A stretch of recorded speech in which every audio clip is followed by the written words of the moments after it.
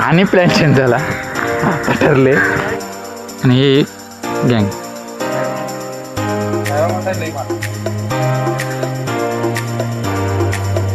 आणि हा समुद्र किनारा विजयदुर्ग.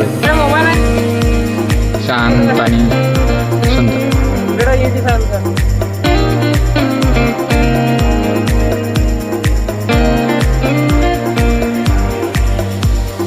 गुड मॉर्निंग आहे. ट्रिपचा आजचा दुसरा दिवस आहे. प्लॅन काल काय आम्ही मजा मस्ती केली, त्यामुळे काय एनर्जी राहिली नव्हती, त्यामुळे काय शूट करायला मिळालं नाही. ट्रिपचा आजचा दुसरा दिवस आहे. प्लॅनवर प्लॅन चेंज झालेत. पहिला ठरलं तर विजयदुर्गला जायचं, नंतर ठरलं शिरोड्याला जायचं, नंतर ठरलं शिरोड्याला स्टेचं बुक करायचं, नंतर आत गोव्याला जाऊन फिरून परत शिरोड्याला रात्री स्टे करायचं. आणि प्लॅन चेंज झाला. ठरले परत विजयदुर्गला जायचं. तिथनं गेल्यावर गणपतीपुळ्यासनं उद्या घरला. म्हणजे आज विजयदुर्गला स्टे करायचं आणि उद्या गणपतीपुळे ना. ए विनया, उद्या गणपतीपुळे करायचं ना. आणि स्टे हां स्टेला गणपतीपुळ्याला जायचं, उद्या मग घरला. चला भेटू आता.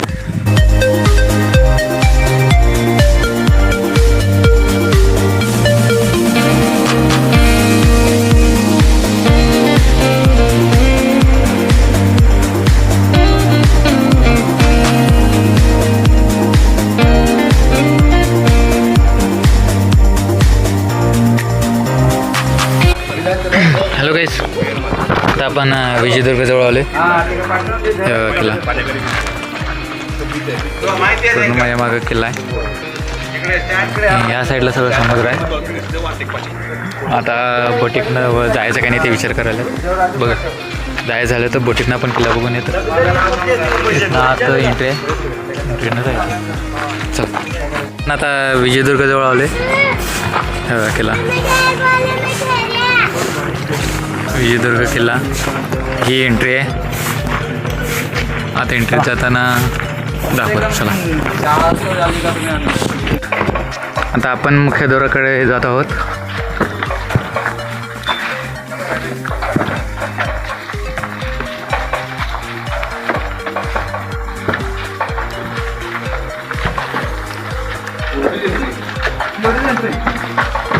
एका वेळेस 10-15 जण हे अशी एंट्री का केलं सांग. मुख्य प्रवेशद्वार लिहिलंय बघ. ते म्हणलो की चलो. हा मुख्य प्रवेशद्वार. असं काय केलं का दरवाजा एकदम हवा नाही पाहिजे. हा समुद्र किनारा आणि हा किल्ला.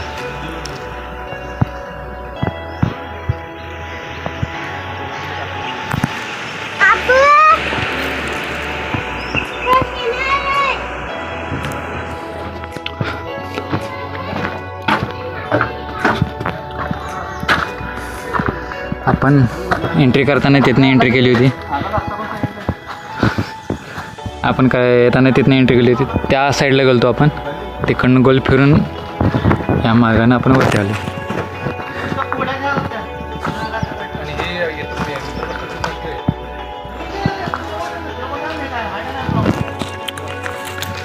आणि ही गँग.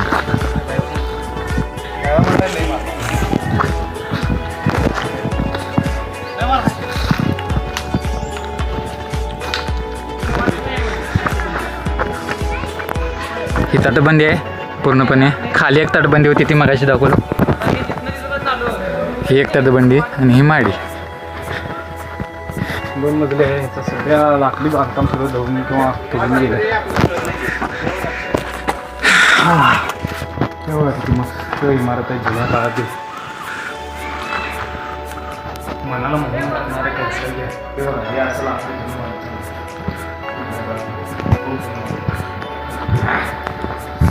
हे सागरचा हे बघा विनोद. विजयदुर्ग हा काय मोबाईल घेऊन बसलेला असतो.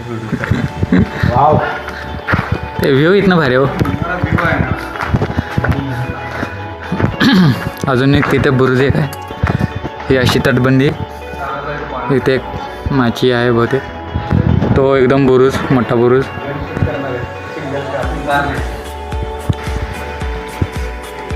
आणि हा समुद्र किनारा विजयदुर्गचा. शांत आणि सुंदर.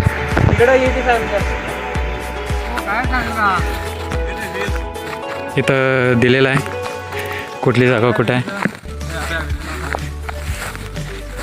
ते समोर दिसायला ते धान्य कोठार आहे. उजव्या साईडला भवानी मंदिर आहे. इकडं कुठं तर भवानी मंदिर आहे. आणि जखणीची तोप पण या साईडलाच कुठं तर आहे. जखणीची तोप बघायलाच पाहिजे इकडे. हां. आणि हौद सरळ आहे. सरळ आता हौद या साईडला कुठं आहे का बघूया. ते समोर हे छोटे दिसाले धान्य क्वार्टरच्या साईडला जे दिसाले ते हौद आहे. हा एक मोठा हौद आहे गोड पाण्याचा.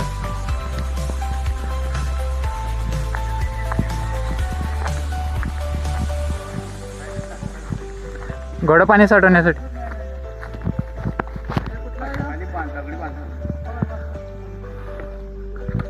तरी किती तेच घे. हवं आहे गोडा पाण्याचा हवं आहे. त्या दगडावर होते की सगळं. हे धान्य कोठार आहे. धान्य कोठारला लागून हौद आहे. हे पूर्ण हौद गोड पाणी. किल्ल्यावर पाणी पिण्यासाठी तिथं आणि त्या छोट्या हौदात पाणी साठवलं जायचं.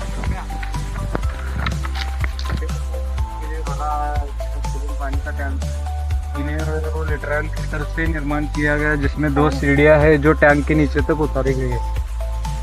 हे अशी माहिती आहे. तुम्ही स्टॉप करून ही माहिती वाचू शकता.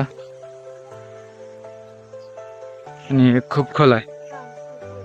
येण्या जाण्यासाठी पायऱ्या आहेत. पायऱ्या दिसत असतील. या पायऱ्या आहेत येण्या जाण्यासाठी. आणि हे धान्य कोठार. अंदर. आणि हा असा आमचा महाराजांचा किल्ला. भव्य आणि दिव्य.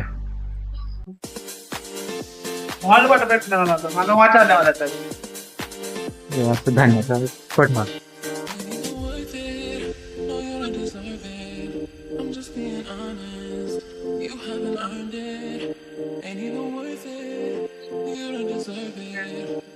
पूर्ण दगडी बांधकाम. अजून एक सुद्धा या बांधकामाला काय इजा झाली नाही. भविष्यात पण होऊ नये अशी माझी प्रार्थना आहे. मस्त. हे धान्य कोठार. एक ऐतिहासिक घटना प्रसिद्ध आहे या किल्ल्यावर. ती घटना इथे मांडण्यात आलेली आहे.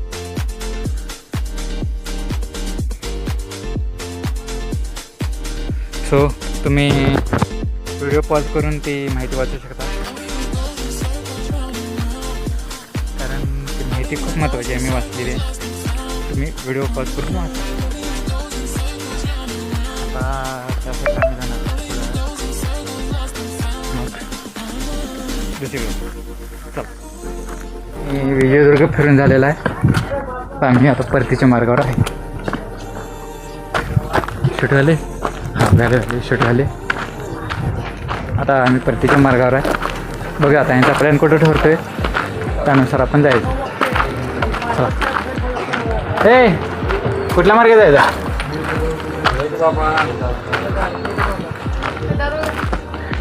हे दादा कुठे आहे सागर. मला शूटच झालं नाही. एवढं बोलले शूटच झालं. मी आतलं झाले शूट. बाहेरचं एंट्री. सीता कुठं कोण होती सीता. बाहेर मागाशी शूटच झालं नाही बाहेर येताना. त्यामुळे परत हे शूट गेले. आणि हा नजारा बघा. होय सांगायचं असते. त्या मच्छीमारीच्या बोट आहेत. आणि त्या साईडला किंवा इथं त्या साईडला ते पर्यटन बोट असत्या ती घेऊन जाते. आता तुम्हाला पूर्ण माहिती दाखवते. तर तुम्हाला जायचं असलं तरी ते या. 150 रुपये तिकीट आहे पर पर्सन. व्हिडिओ चालू आहे. व्हिडिओ चालू आहे. काय सांगू काय तिघ जणच बसले आपण.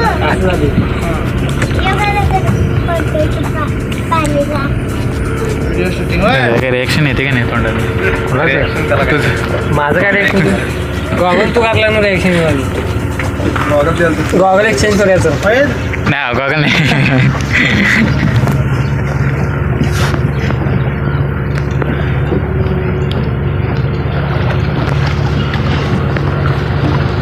तिथं काय होतं डॉक हे येते पार्क गाड्या माशाच्या ट्रॉलर हां ते आहे का मला काय वाटतं मधनं कुठनं तरी आहे त्या बोटी तो गाड्या टाकून जवळ येते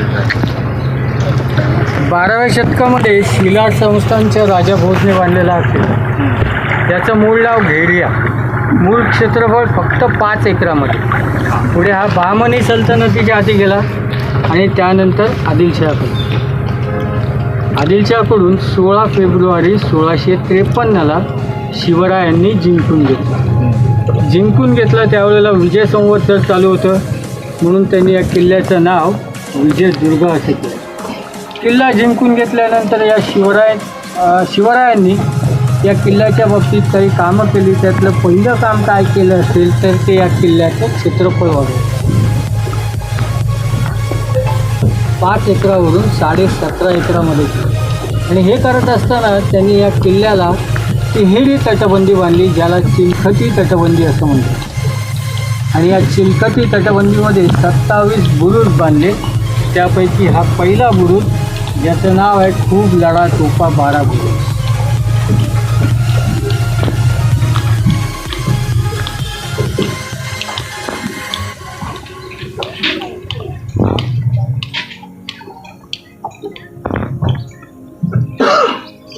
वरती जी इमारत दिसते ती इमारत आहे नगारखान्याची.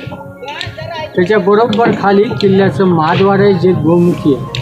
गोमुखी म्हणजे असं की गाईचं तोंड ज्या वेळेला आपण समोरून बघतो त्याच वेळेला ते पूर्ण दिसतं, अन्यथा पूर्ण दिसत नाही.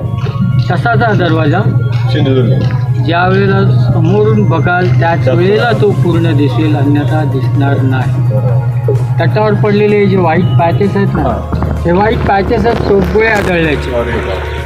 वॉल्टर बून नावाच्या एका ब्रिटिश ॲडमिरलने या किल्ल्यावर हल्ला केला होता 1717मध्ये.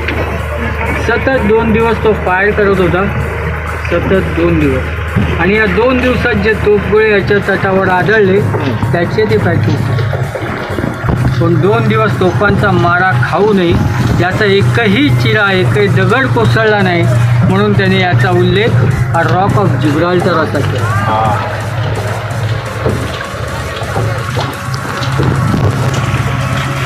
त्याच युद्धाच्या वेळेला या पहिल्या बुरुजावरती एकाच वेळेला 12 तोफा चढवल्या होत्या. आणि 12 तोफा चढवून वॉल्टर बूनला माघार घ्यायला भाग पाडलं होतं म्हणून त्याचं नाव झालं खूप लढा तोफा 12 बुरुज. त्याच्या पुढच्या बुरुजात खाली कोपऱ्यात बघा, खाली कोपऱ्यात एक आहे तो एक भुयारी मार्ग आहे. किल्ल्यात एकूण 3 भुयारी मार्ग आहेत, त्यापैकी तो एक. दुसरा या बुरुजात आतून उघडतो. या बुरुजावर यायचं असेल तर त्या भुयारी मार्गाव्यतिरिक्त अन्य पर्याय नाही. हे दोन्ही भुयारी मार्ग ओपन आहेत, जिथे जाऊन तुम्ही भुयार म्हणजे काय हे अनुभवू शकता, बघू शकता. पण तिसरा नाही जो किल्ल्याच्या त्या आता याचा एंड माहिती आहे आपल्याला आतमध्ये.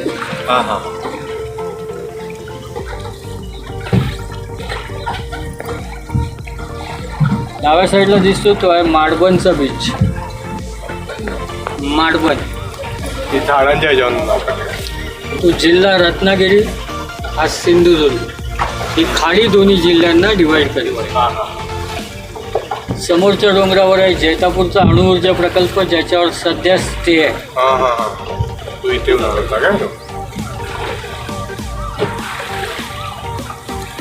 आपण जिथून बाहेर पडलो ते खाडेपाटणची खाडी किंवा जिला वाघोटणची खाडी असंही म्हणतात.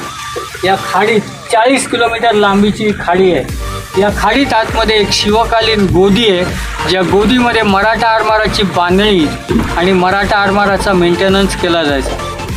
मराठा आरमार ज्याच्या कुशीत घडलं त्याचा एकमेव साक्षीदार किल्ले विजयदुर्ग, मराठा आरमाराची राजधानी.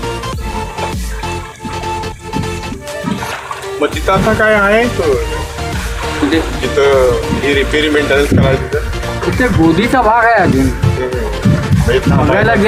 बघायला गेलं तर तुम्हाला तिथे पूर्वीच्या काळी जे काही दगडी नांगर वापरले जायचे, दगडी अँकर सुद्धा ते आहेत. बाकी काय असं तिथे नाही आहे. तोफा आहेत, एक का दोन काहीतरी तोफा आहेत तिथे. तटबंदी चांगली हे हेमाडपंथी बांधकाम आहे आणि याच्या बांधकामामध्ये चुना, गूळ आणि शिसं याचा वापर केला गेला.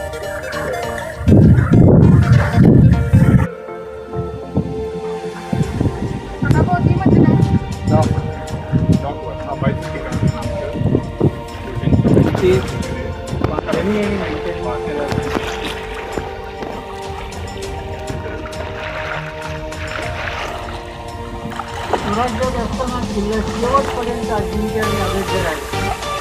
याचं एक कारण रहस्य, जे रहस्य शिवरायांनी निर्माण केलं होतं या किल्ल्याचा विस्तार करत असताना.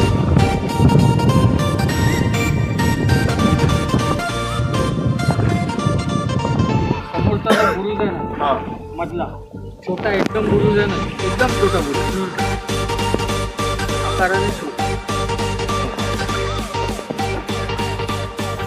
त्या बुरुजापासून 100 फूट लांब, त्या बुरुजापासून 100 फूट लांब पाण्यात खाली अशीच एक तटबंदी पाण्याखाली. तिची मेजरमेंट आहे 450 फूट लांब, 15 फूट उंच आणि 22 फूट रुंद. आणि या पाण्याखालच्या तटबंदीमुळे असलेला शेवटपर्यंत अजिंक्य आणि अभेद्य राहिला. कारण या तटबंदीची माहिती ही फक्त आणि फक्त मराठा आरमाराला होती.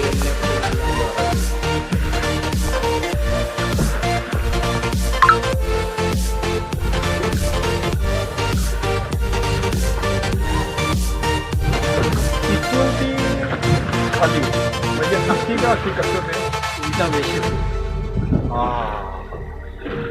उलटा विषय. या बुरुजापासून 100 फूट लांब ते सुरू होते आणि तिथून ती तशी त्यामुळे तिथं येताना बोटीनं वगैरे ते सगळ्यात कमकुवत भाग किल्ल्याचा म्हणजे किल्ल्याचं टोक.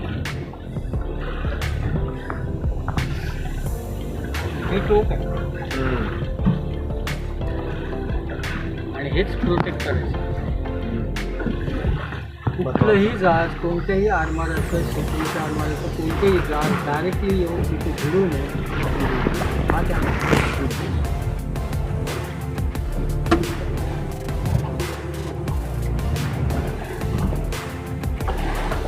रिपेअरी खराब आहे तो हा निशाण टेकडीचा भाग, निशाण टेकडी म्हणतात त्या भागाला निशाण टेकडी म्हणतात. त्याच्या उजव्या साईडला आतल्या तटाचा जो बुरुज आहे, हे भुयार दाखवता येत नाही हा भाई. आतल्या तटाचा जो बुरुज आहे त्या बुरुजाच्या भिंतीला लागून खाली जमिनीत ते भुयार आहे. भुयार वरनं दिसतं, बघायला मिळतं, पण त्या भुयारात आत जाता येत नाही. कारण काही अंतर गेल्यावर ते भुयार बंद होतं. हे भुयार प्रचंड उंच आणि प्रचंड मोठं होतं. या भुयारातून एक मावळा घोड्यावर बसून बाहेर पडू शकत होता.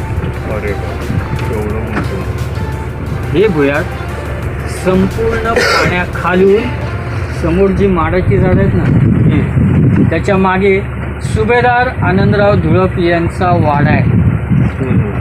त्यांच्या देवघरात संपूर्ण पाण्यात आलं आणि याचा वापर हा आणीबाणीच्या प्रसंगी किल्ल्यातील बायका, पुरं आणि म्हाताऱ्या कोताऱ्यांना बाहेर काढण्यासाठी केला जायचा. त्या काळात ही सिस्टम म्हणजे 16व्या शतकात 16व्या शतकात क्या सिस्टम म्हणजे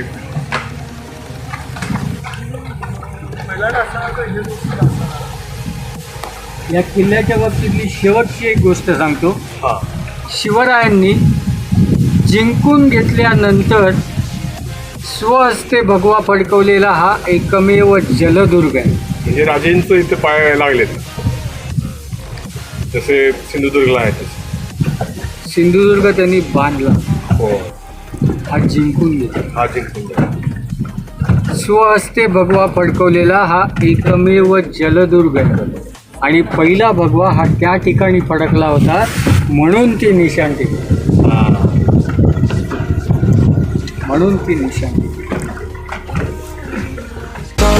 For the first time